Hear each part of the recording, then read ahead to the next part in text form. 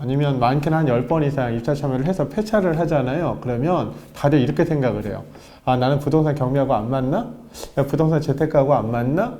이런 생각을 하고 거의 시장에서 떠나죠. 그러면 그분들은 다시 이 경매 시장에 진입하기가 힘들어요.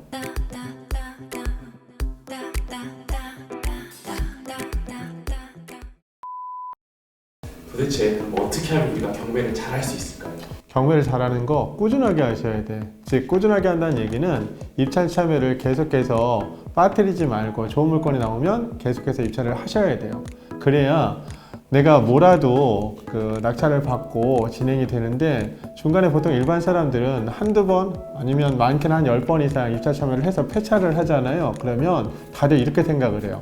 아, 나는 부동산 경매하고 안 맞나? 야, 부동산 재테크하고 안 맞나? 이런 생각을 하고 거의 시장에서 떠나죠. 그러면 그분들은 다시 이 경매 시장에 진입하기가 힘들어요. 그래서 이 경매는 꾸준함이 제일 중요합니다. 네, 꾸준하게 입찰 참여하는 거.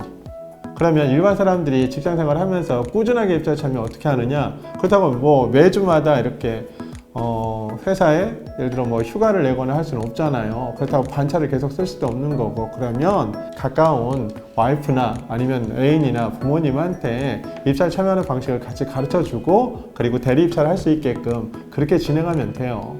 강의하실 때도 그렇잖아요. 아, 오늘 내가 기분이 안 좋으니까 안 가야지. 네. 그런 분들도 계시나요?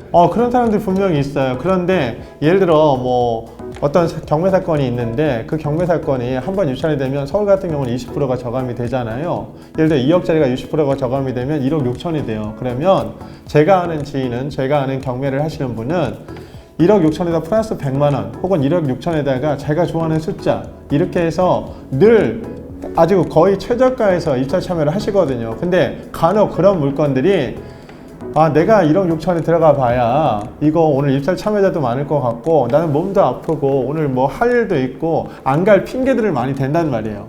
근데 그 물건이 당일날 아무도 입찰 참여하지 않는 경우가 있거든. 사람들의 생각은 다 비슷비슷해요. 그러니까 이 꾸준함도 거기에 적용이 되는 거죠.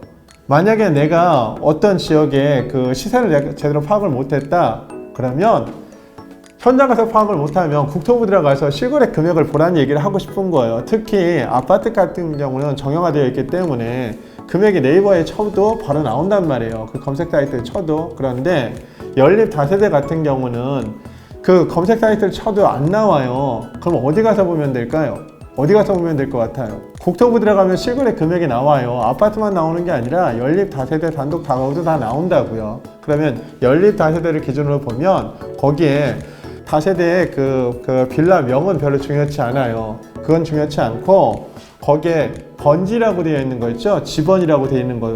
예, 내가 입찰할 물건이 예를 들어 송파구 오금동 83-6번지야. 그러면 83-6번지 그 일대 그 블럭에 거래됐던 내역들을 보는 거예요. 그래서 실제 거기에 대지 지분, 전용 면적 계산해서 평당 단가가 얼마에 거래가 됐고 요게 전세가가 얼마에 진행이 됐는지 이런 것들을 보면 내가 입찰가 쓰기가 조금 더 수월해요. 현장을 가지 않아도 그것만 보면 아, 대략적인 윤곽을 내가 확인할 수가 있다고요. 가격대를 확인할 수 있다는 얘기예요.